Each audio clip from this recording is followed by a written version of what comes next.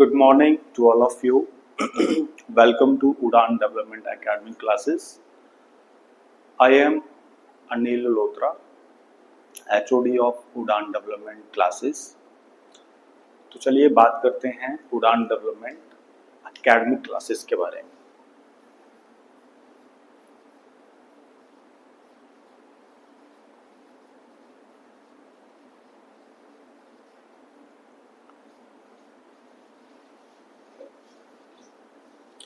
So guys, this is the only institution that work on child development.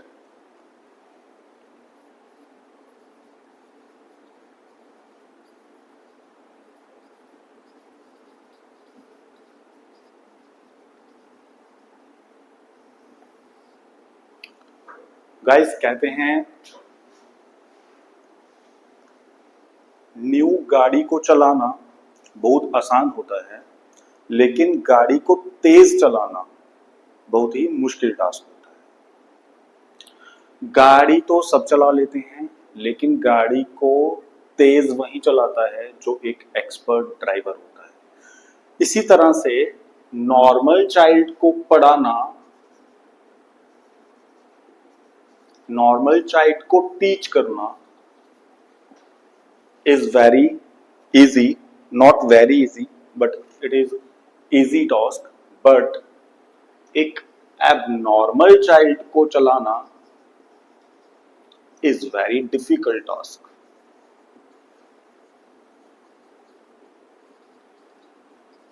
और इसी पे हमारा डेवलपमेंट क्लासेस, उड़ान डेवलपमेंट क्लासेस काम करता है। गाइस, जहां पर आपको फर्स्ट से लेके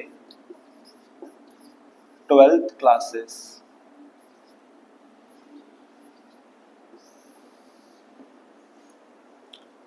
फर्स्ट टू 12th क्लासेस के बच्चों को पढ़ाया जाता है, उनके टारगेट सेट किए जाते हैं एंड टारगेट सेट करने के बाद उनको बताया जाता है कि आपने अपने टारगेट्स किस तरह से अचीव करने हैं। एंड अगर हम बात करें तो टारगेट बताना बहुत आसान है, लेकिन टारगेट को अचीव करवाना उतना ही मुश्किल होता है। सो उड़ान डेवलपमेंट एकेडमी क्लासेस टारगेट को सेट भी करता है और टारगेट को कंप्लीट कैसे करना है इसके ऊपर भी काम करता है।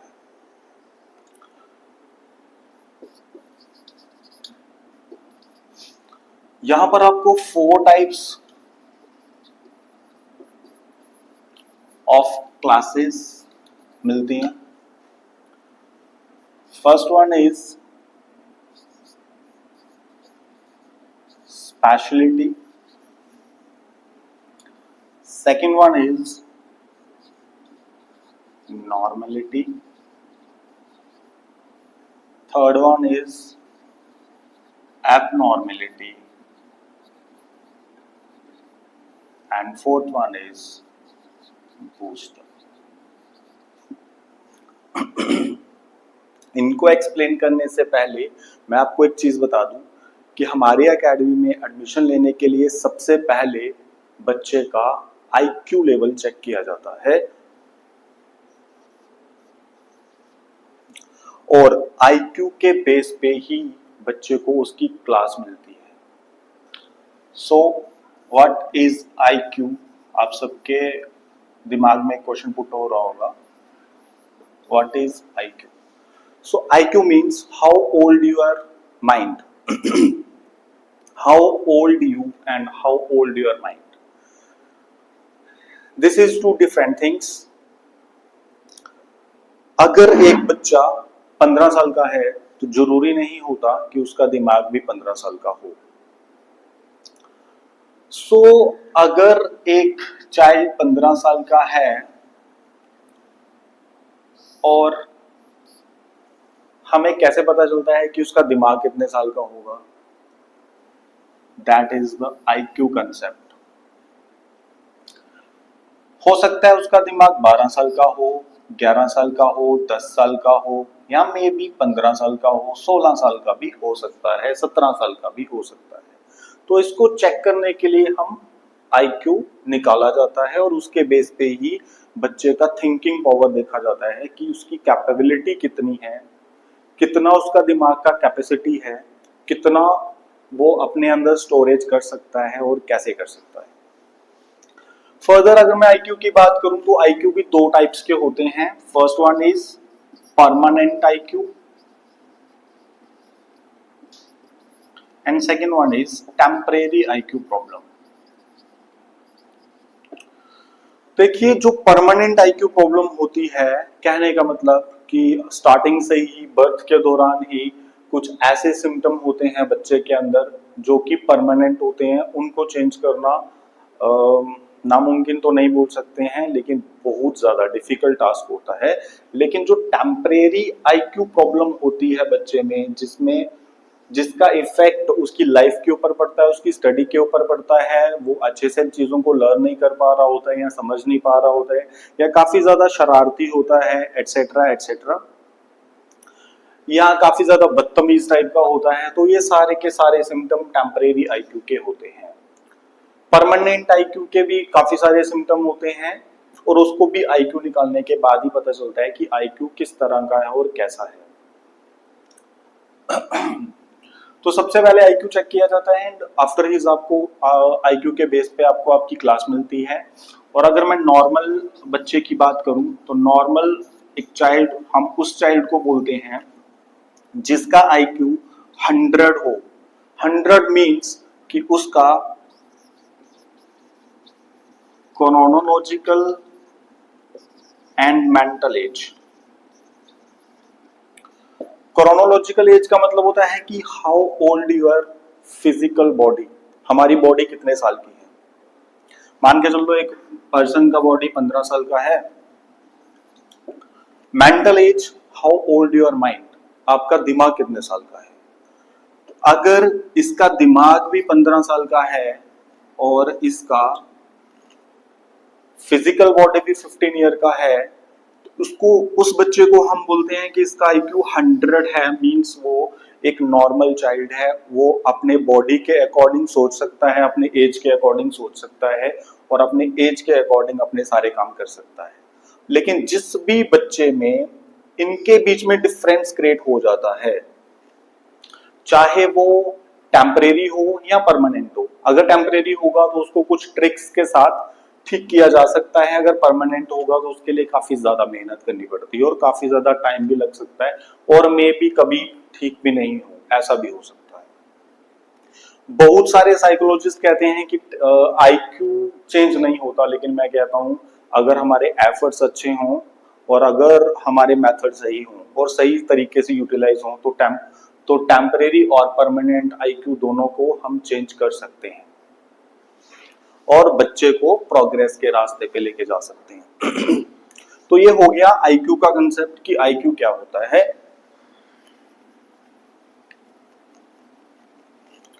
सेकेंडली उसके बाद बात करते हैं कि हमारी classes, speciality, normality, abnormality and booster classes. Speciality classes में वो बच्चे आते हैं जिनका आईक्यू या तो 100 से बहुत कम होता है या तो 100 से काफी ज्यादा होता है। यहां पर हम लोग स्पेशल ट्रिक्स यूज किए जाते हैं, स्पेशल मेथड यूज किए जाते हैं और स्टडी टोटल मेथड वेज होती है।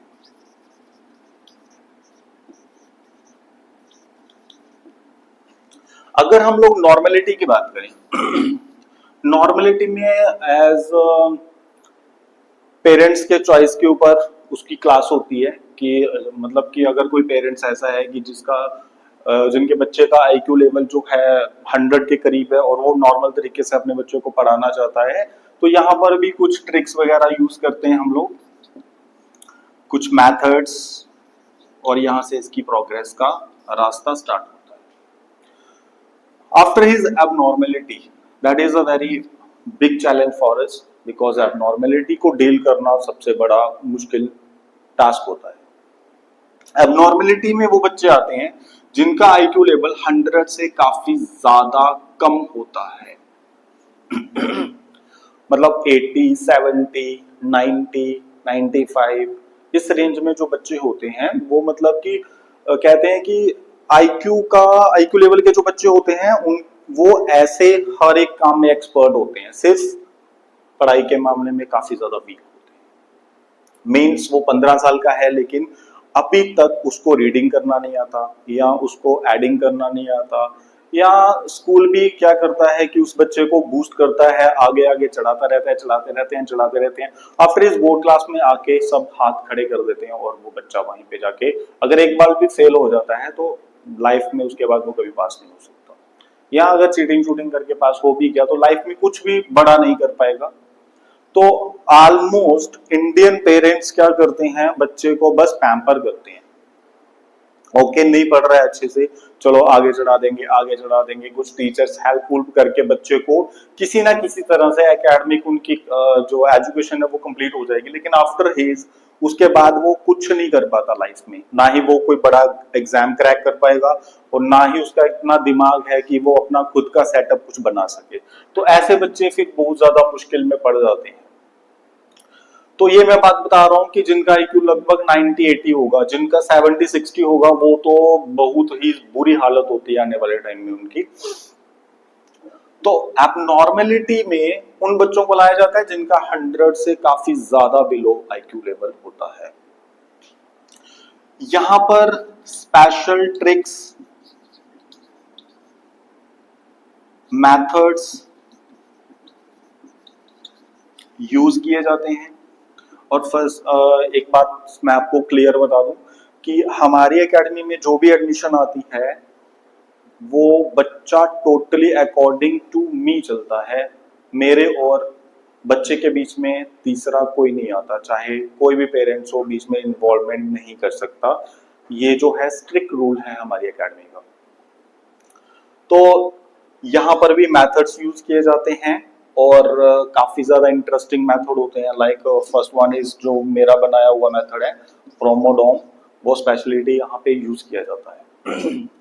बूस्टर क्लास में वो बच्चे आते हैं जिनका IQ 100 से एवब होता है। कहने का मतलब ऐसे बच्चे जो अपनी एज के अकॉर्डिंग ज्यादा सोचते हैं, मतलब काफी क्रिएटिव होते हैं। ऐसे बच्चे जो स्टार्टिंग से ही के कुछ ऐसे होते हैं जो गॉड गिफ्टेड होते हैं, मतलब स्टार्टिंग से ही जन्म के दौरान ही उनके अंदर वो उस तरह के फीचर हैं कि उनका दिमाग काफी जल्दी चीजों को कैचअप करता है। या कुछ अब हम सोसाइटी में देखते हो कि कुछ बच्चे ऐसे बच्चे होते हैं जो अपनी एज से ज्यादा सोचते हैं, मतलब बड़ी जल्दी समझदारी वाली बातें करते हैं।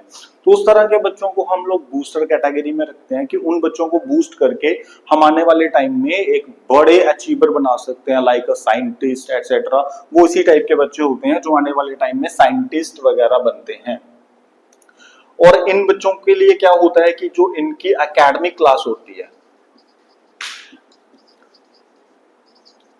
अगर वो 8th में बच्चा पढ़ रहा है तो उसके जो कंसेप्ट होते हैं 8th के, चाहे वो साइंस के हों मैथ्स के हों, उनके जो भी जितने भी उनके कंसेप्ट रहेंगे उसके बुक के, उनको इतना डिटेल में समझाया जाता है ताकि एक ही कंसेप्ट से, लाइक फ्रैक्शन हो गया, फ्रैक्शन 6 में भी है, 7th में भी, 8th में भी है, 9th में भी है, यहाँ तक कि 10th में भी है, लेकिन उनका लेवल धीरे धीरे बढ़ता है। तो यहाँ पर बच्चों को अगर वो 8th में है तो उसको 9th तक का हाई लेवल का फ्रैक्शन इसी में कवर करवा दिया जाता है। जैसे साइंस में रिप्रोडक्शन चैप्टर है तो वो 7th में भी है, 8th में भी है, 9th में भी है और 10th में भी है, लेकिन सिर्फ लेवल का फर्क होता है, लेवल हाई होता है। तो यहाँ पर क्योंकि उनका दिमाग उस तरह से होता है कि वो चीजों को बड़ी जल्दी कैच करते हैं, तो उन बच्चों की जो स्टडी होती है वो उनकी एकेडमिक क्लासेस से थोड़ी अबव चलती है और उनके लिए अपनी क्लास इतनी बहुत ज्यादा इजी हो जाती है। अपनी क्लास में वो लाइक एक टॉपर की तरह रहते हैं और उनका इतना दिमाग होता है कि उसको स्टोर करने के बाद इतनी कैपेसिटी उसके अंदर बिल्ड की जाती है ताकि वो अपने आने वाली क्लास की भी तैयारी अभी से स्टार्ट करते हैं। तो ये है बूस्टर क्लासेस के बारे में। अब एक बहुत बड़ा कंसेप्ट आता है कि व्हाट इज दीज मेथड्स, ये मेथड्स होते क्या हैं। इसके बारे में अगर हम लोग बात करें तो मैं आपको बताना चाहता हूं कि दो चीजें होती हैं। First one is learning and second one is study. कुछ लोग समझते हैं लर्निंग और स्टडी दोनों एक ही चीज है, but no, there is big difference between them. देखिए लर्निंग क्या है, एक छोटे से एग्जांपल से समझाता हूं। लर्निंग क्या है, जब भी हमारे पास कोई प्रीशियस चीज आती है तो हम उसको कहीं ना कहीं रखते हैं। तो जहां पर उस चीज को रखा जाता है कि उसको हमने कैसे रखना है, दैट इज लर्निंग। और उस चीज को कहां रखना है जहां पर वो लॉन्ग टर्म के लिए सेव रहे, दैट इज स्टडी मेथड।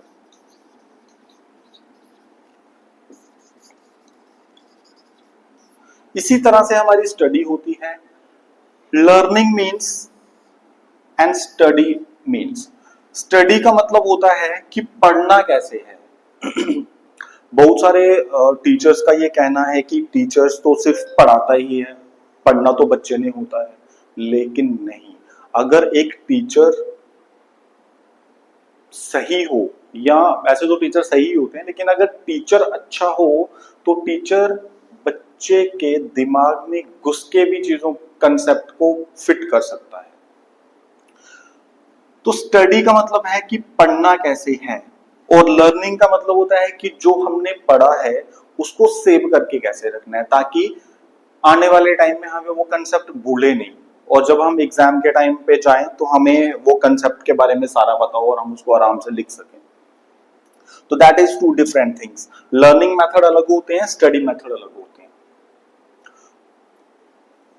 जैसे इसको हम एक छोटे से तरीके से मैं आपको समझाता हूं। देखिए जो हमारा माइंड होता है, माइंड के 3 पार्ट्स होते हैं। First is conscious mind, second one is subconscious mind, and third one is unconscious mind. देखिए कॉन्शियस माइंड का काम होता है इंफॉर्मेशन को गैदर करना। जैसे एक टीचर कोई पढ़ा रहा है मान लो, तो कॉन्शियस माइंड सबसे पहले जब हम टीच कर रहे होते हैं तो बच्चे का ये ध्यान रखना होता है कि क्या उसका कॉन्शियस माइंड एक्टिवेट है, क्या वो कहीं बाहर तो नहीं देख रहा है। तो मीन्स कॉन्शियस होना दैट इज वेरी इंपॉर्टेंट। इसीलिए कहते हैं कि स्टडी एक क्लोज रूम में होनी चाहिए, जहां पर किसी भी तरह की जो है बाहर देखने का रास्ता ना हो, और एकदम क्लोज इन्वायरमेंट हो। और जैसे कि लाइक गर्मी में एयर कंडीशनर होना चाहिए, एटसेट्रा एटसेट्रा, इस तरह की चीजें जो हमारे माइंड को एकदम कंफर्ट जोन में लेके चले जाएं, ताकि हम अपने कॉन्शियस माइंड को एक्टिवेट कर सकें। तो फर्स्ट वन इज कॉन्शियस, क्योंकि जो भी हम पढ़ा रहे हैं या टीचर कोई भी पढ़ा रहा है, तो कॉन्शियस होना बच्चे का बहुत ज्यादा जरूरी होता है। उसका दिमाग प्रॉपर तरीके से कॉन्शियस मोड में होना चाहिए। Second one is subconscious mind. Subconscious mind क्या होता है कि यहां से टीचर ने पढ़ाया, बच्चे का दिमाग कॉन्शियस मोड में था, बच्चे ने इंफॉर्मेशन को गैदर किया, आफ्टर हिज ये इंफॉर्मेशन सबकॉन्शियस माइंड में जाएगी। और यहां पर भी एक टीचर का बहुत बड़ा रोल अदा होता है कि सबकॉन्शियस माइंड में उस चीज को प्रॉपर वे में सेव करना, क्योंकि सबकॉन्शियस माइंड में जाके ही चीजें सेव होती। और यहां से अगर कॉन्शियस माइंड एक्टिवेट था, हमारा कंसेप्ट सबकॉन्शियस माइंड में गया, और सबकॉन्शियस माइंड में अगर प्रैक्टिस नहीं हुई या फिर सही मेथड यूज नहीं हुआ, तो जस्ट आधे घंटे के बाद वो अनकॉन्शियस माइंड में चला जाएगा। और अनकॉन्शियस माइंड का काम होता है चीजों को बाहर निकालना दिमाग से। इसको अगर मैं सिंपल वे से समझाऊं तो ऐसे समझ सकते हैं कि जैसे हम रोजाना गाड़ियों में सफर करते हैं, तो हम अनलिमिटेड पीपल से मिलते हैं, तो क्या हमें सभी के चेहरे याद रहते हैं? नहीं रहते हैं। क्यों? बिकॉज कॉन्शियस माइंड हमारा एक्टिवेट है। हमने किसी लड़के को देखा जो कि कुल्फी बेच रहा था, आफ्टर हिज सबकॉन्शियस माइंड में गया, और हम घर चले गए, अनकॉन्शियस माइंड में गया और यहां से बाहर हो गया। और दूसरे दिन हम अगर याद करेंगे कि कौन सा वो लड़का था जो कुल्फी बेच रहा था, तो हमें नहीं पता होगा। या मार्केट में हम किसी से मिले, हाय हेलो हुआ, बात की, आफ्टर 1 मंथ या 15 डेज के बाद अगर हम बोलेंगे कि कौन लड़का, कौन बंदा था वो जिससे मैंने वो चीज ली थी, तो मैं समझता हूं कि हमें उसकी शक्ल तक याद नहीं रहती और हम उसके बारे में कुछ नहीं जानते। लेकिन अगर सबकॉन्शियस माइंड में उसकी प्रैक्टिस होती रहे, आज हम किसी से मिले, सबकॉन्शियस माइंड में गया और हम उसके उसके बारे में रोज सोच रहे हैं, रोज सोच रहे हैं, रोज सोच रहे हैं, और फिर कल वो हमें फिर से मिल गया, परसों फिर से मिल गया, फिर उसके साथ अच्छी दोस्ती हो जाती है और वो परमानेंटली हमारे ब्रेन में या हमारे माइंड में सेव हो जाता है। इसी तरह से हमारा स्टडी मेथड भी चलता है कि जब हम एक टीचर पढ़ाता है, कॉन्शियस माइंड में वो कंसेप्ट जाता है, उसके बाद सबकॉन्शियस माइंड में जाता है। एक टीचर का काम होता है कि सबकॉन्शियस माइंड से अनकॉन्शियस माइंड में नहीं जाना चाहिए वो कंसेप्ट, और उसके लिए काफी ज्यादा मेथड्स होते हैं जिनको यूज करके आप उस कंसेप्ट को परमानेंटली बच्चे के दिमाग में सेव करके रख सकते हो, जहां से जब भी उसके एग्जाम हो या कोई भी कंसेप्ट पूछा जाए तो उसको उसका आंसर पता हो। तो इस तरह से बच्चे के माइंड के रिलेटेड काम करके हम बहुत सारे बच्चों को ठीक कर सकते हैं, बहुत सारे बच्चों को हम इंटरेस्टिंग ट्रिक्स के साथ यूज करके हम उनकी प्रोग्रेस को आगे बढ़ा सकते हैं। अगर हम उड़ान डेवलपमेंट एकेडमी क्लासेस की बात करें तो इसका लोकेशन आपको मिल जाएगा main market Jodiyan, near J&K बैंक। और ज्यादा इंफॉर्मेशन के लिए आप हमें कांटेक्ट कर सकते हो नीचे दिए गए नंबर्स पे। Thank you so much, good bye.